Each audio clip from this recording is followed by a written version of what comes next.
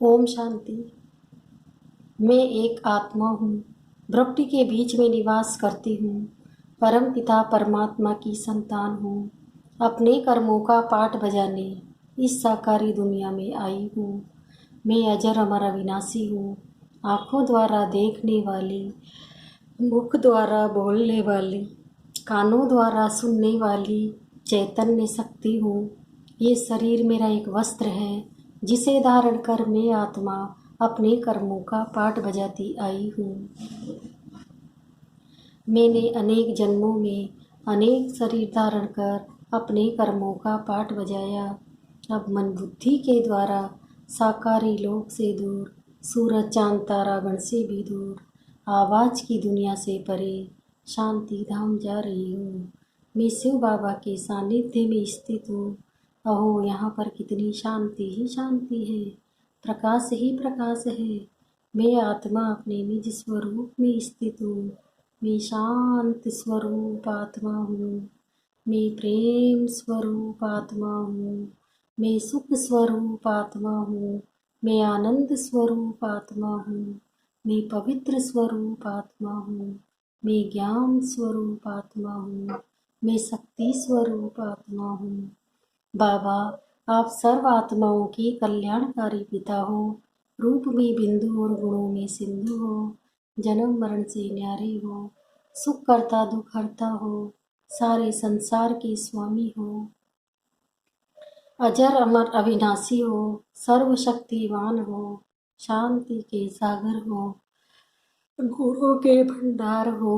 प्रेम के सागर हो। सुख के सागर हो। पवित्रता के सागर हो। प्रकाशवान हो। मैं अपने शब्दों में आपकी विशेषताओं का वर्णन नहीं कर सकती हूँ बाबा। आपने मुझे परम प्यार देकर मेरी जन्म जन्मांतरों की थकान दूर कर दी है बाबा।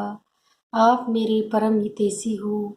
आप ही मेरे सच्चे सच्चे माता पिता हो, सदगुरु हो, टीचर हो, भाई हो, मित्र हो, बच्चा हो, साजन हो। आप ही मेरे सब कुछ हो बाबा। आपसे ही मेरे सर्व संबंध है। आप मिले मुझे सब कुछ मिल गया है बाबा। मैं आपकी कहाँ तक सराहना करूं बाबा। आपने तो मुझे जीवदान दे दिया है। आपकी गुण और शक्तियाँ मुझ में समा रही है। मेरे जन्मों जन्मों के पाप कर्म खत्म हो रहे हैं। मैं आत्मा पावन बनती जा रही हूँ, संपूर्ण बनती जा रही हूँ। मैं सदैव आपकी आज्ञाकारी बनकर रहूँगी। आप जो कहोगे। जी हाँ बाबा, मैं आपकी यज्ञ रक्षक यज्ञ स्नेही हूँ। मैं आपकी हूँ, आपकी ही थी और सदा आपकी ही होके रहूँगी। इस भाग्य को सदैव याद रखूँगी और सदा आपकी आभारी रहूँगी। मैं आत्मा गुणों और शक्तियों से भरपूर होकर वापस साकारी लोक में जा रही हूँ। विश्व की सर्व आत्माओं का कल्याण हो, कल्याण हो, कल्याण हो। सबको सुख मिले, शांति मिले, आनंद मिले। सबको आपका परिचय मिले बाबा, आपका ज्ञान मिले। हर आत्मा आपके वर्षे की अधिकारी बने। संसार सुखमय बनता जा रहा है। प्रकृति के पांचों तत्व शुद्ध सतोगुणी बनते जा रहे हैं। सबके विकार दूर हो रहे हैं। सब निरोगी हो रहे हैं। सबके कष्ट दूर हो रहे हैं। विश्व की सर्व आत्माओं का कल्याण हो, कल्याण हो, कल्याण हो। ओम शांति। 28 जून 2020 की मुरली है। आज अव्यक्त वाणी है। 18 फरवरी 86 की रिवाइज मुरली है। मुरली का टाइटल है निरंतर सेवाधारी तथा निरंतर योगी बनो। आज ज्ञान सागर बाप अपनी ज्ञान गंगाओं को देख रहे हैं। ज्ञान सागर से निकली हुई ज्ञान गंगाएं कैसे और कहां कहां से पावन करते हुए इस समय सागर और गंगा का मिलन मना रही है। ये गंगा सागर का मेला है, जिस मेले में चारों ओर की गंगाएं पहुंच गई है। गंगाएं मतलब जो बाबा के बच्चे हैं वो सब गंगाएं हैं और ज्ञान सागर के पास पहुंच गई ना। बाप दादा भी ज्ञान गंगाओं को देख हर्षित होते हैं। हर एक गंगा के अंदर ये दृढ़ निश्चय और नशा है कि पतित दुनिया को, पतित आत्माओं को पावन बनाना ही है। इसी निश्चय और नशे से हर एक सेवा के क्षेत्र में आगे बढ़ते जा रहे हैं। मन में यही उमंग है कि जल्दी से जल्दी परिवर्तन का कार्य संपन्न हो। सभी ज्ञान गंगाएं ज्ञान सागर बाप समान विश्व कल्याणी वरदानी और महादानी रहम दिल आत्माएं हैं। इसलिए आत्माओं की दुख अशांति की आवाज अनुभव कर आत्माओं के दुख अशांति को परिवर्तन करने की सेवा तीव्र गति से करने का उमंग बढ़ता रहता है। दुखी आत्माओं के दिल की पुकार सुनकर रहम आता है ना, इसने उठता है कि सभी सुखी बन जाए। सुख की किरणें, शांति की किरणें, शक्ति की किरणें विश्व को देने के निमित्त बने हुए हो। आज आदि से अब तक ज्ञान गंगाएं की सेवा कहाँ तक परिवर्तन करने के निमित्त बनी है, ये देख रहे थे। अभी भी थोड़े समय में अनेक आत्माओं की सेवा करनी है। 50 वर्षों के अंदर देश विदेश में सेवा का फाउंडेशन तो अच्छा डाला, सेवा स्थान चारों ओर स्थापन किए, आवाज फैलाने के साधन भिन्न भिन्न रूप से अपनाए हैं।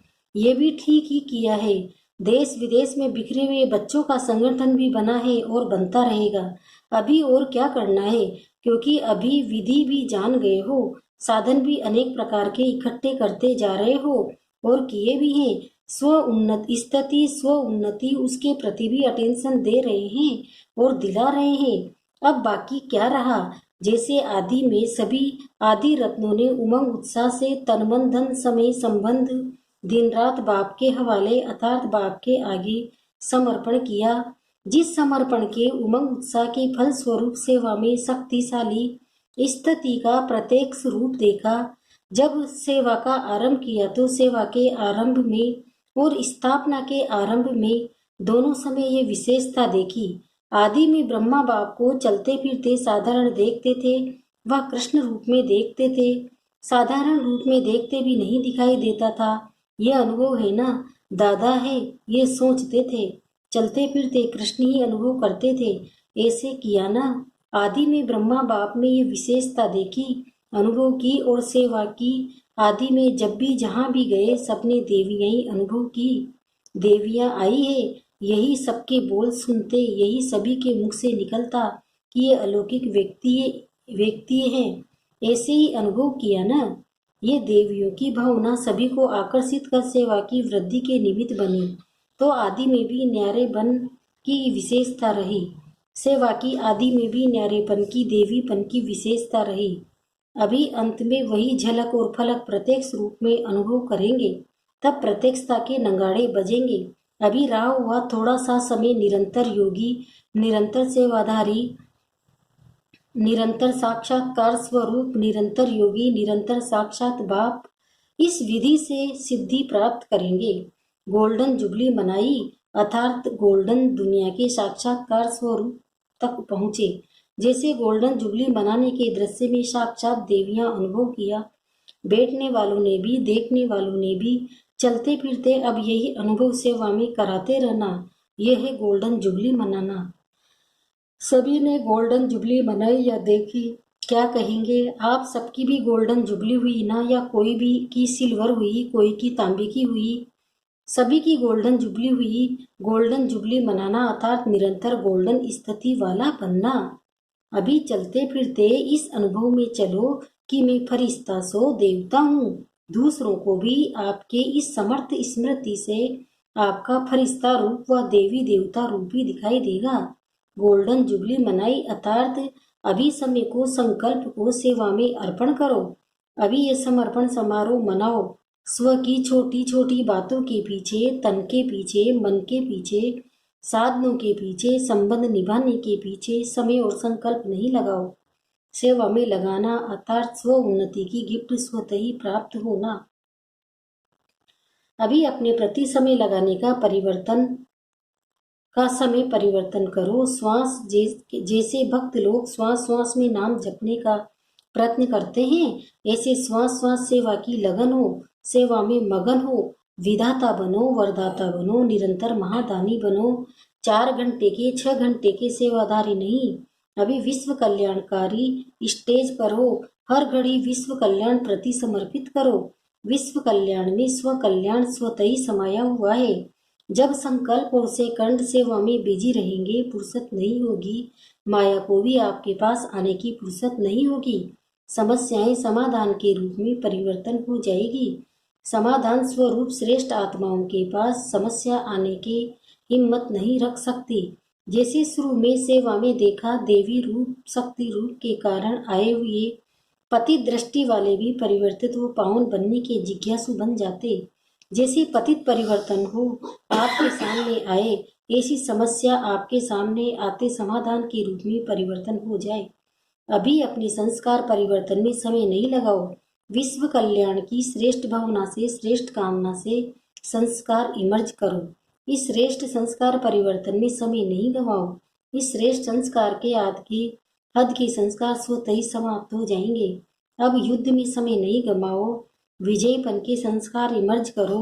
दुश्मन विजयी संस्कार के आगे स्वतः ही भस्म हो जाएगा।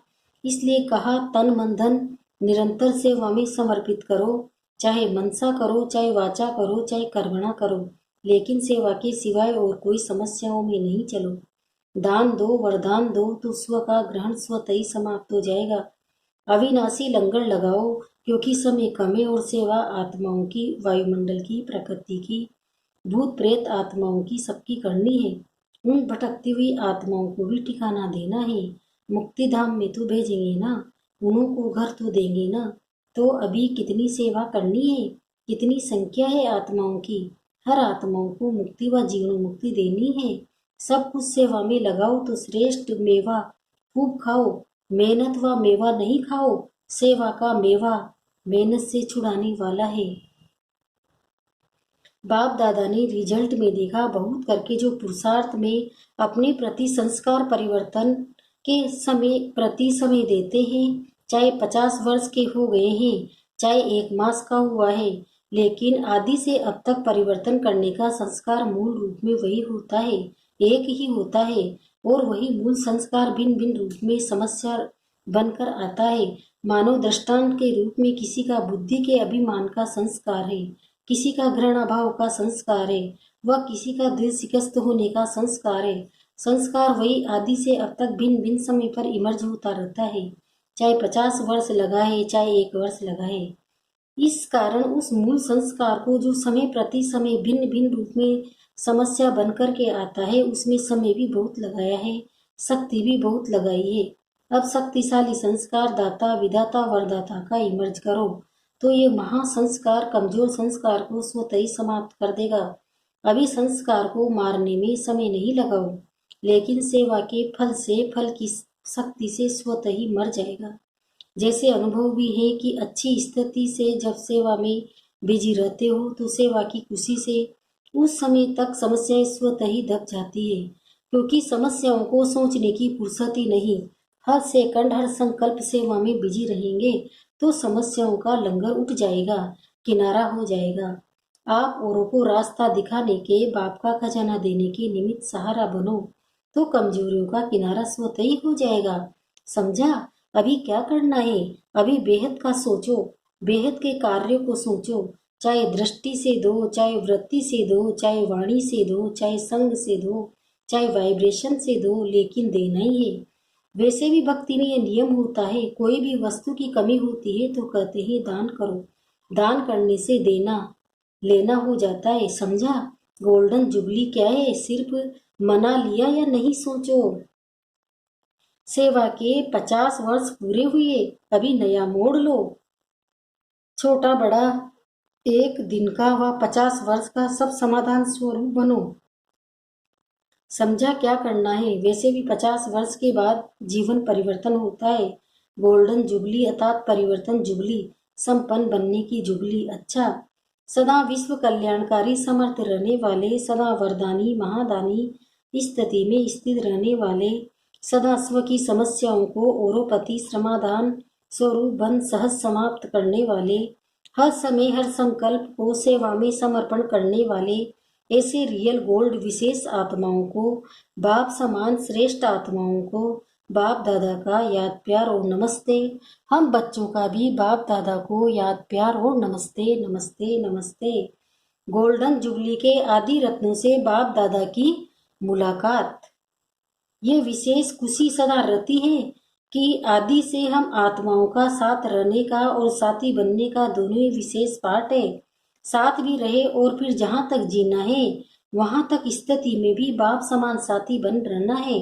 तो साथ रहना और साथी बनना यह विशेष वरदान आदि से अंत तक मिला हुआ है।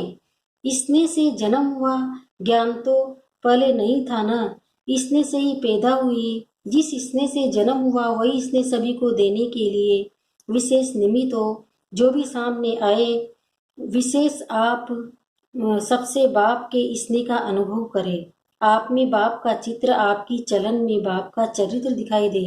अगर कोई पूछे कि बाप के चरित्र क्या है तो आपकी चलन चरित्र दिखाए, क्योंकि स्वयं बाप के चरित्र देखने और साथ साथ चरित्र में चलने वाली आत्माएं हो। चरित्र जो भी हुए वह अकेले बाप के चरित्र नहीं है, गोपी वल्लभ और गोपिकाओं के ही चरित्र है। बाप ने बच्चों के साथ ही हर कर्म किया, अकेला नहीं किया, सदा आगे बच्चों को रखा। तो आगे रखना एक चरित्र हुआ। ऐसे चरित्र आप विशेष आत्माओं द्वारा दिखाई दे। कभी भी मैं आगे रहूं ये संकल्प बाप ने नहीं किया। इसमें भी सदा त्यागी रहे और उसी त्याग के फल में सभी को आगे रखा, इसलिए आगे का फल मिला। नंबर 1 हर बात में ब्रह्मा बाप ही बना। क्यों बना? आगे रखना, आगे होना। इस त्याग भाव से संबंध का त्याग, वैभव का त्याग कोई बड़ी बात नहीं, लेकिन हर कार्य में, संकल्प में भी औरों को आगे रखने की भावना, ये त्याग श्रेष्ठ त्याग रहा।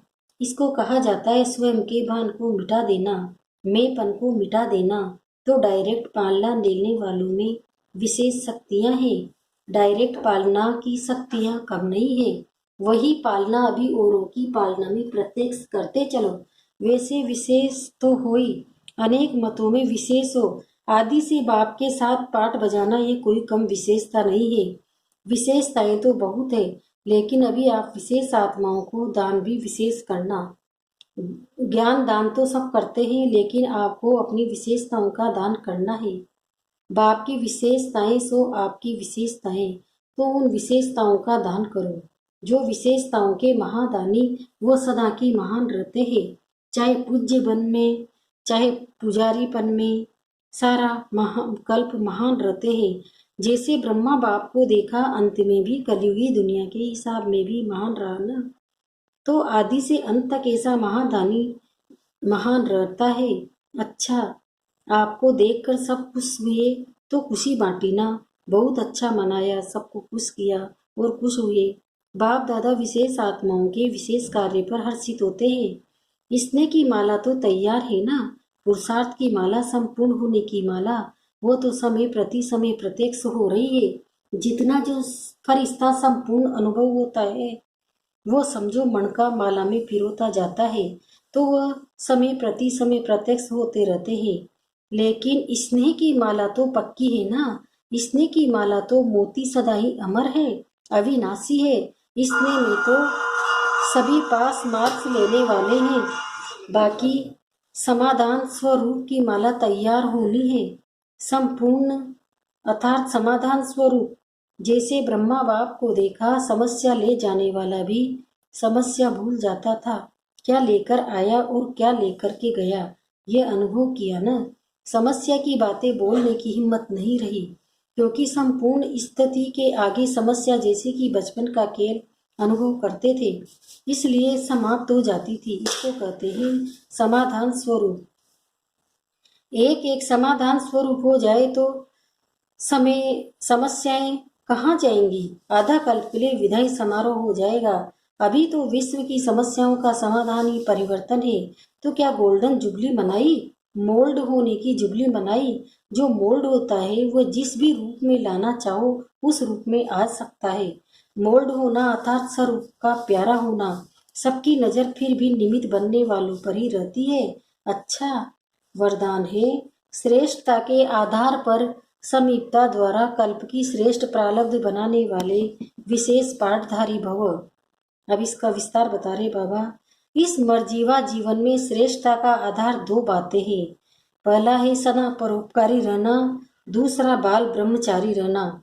जो बच्चे इन दोनों बातों में आदि से अंत तक अखंड रहे किसी भी प्रकार की पवित्रता अर्थात स्वच्छता बार बार खंडित नहीं हुई है तथा विश्व के प्रति और ब्राह्मण परिवार के प्रति जो सदा उपकारी है, ऐसे विशेष पाठधारी बाप दादा के सदा समीप रहते हैं और उनकी प्रारब्ध सारे कल्प के लिए श्रेष्ठ बन जाती है। स्लोगन है, संकल्प व्यर्थ है तो दूसरे सब खजाने भी व्यर्थ हो जाते हैं। ओम शांति।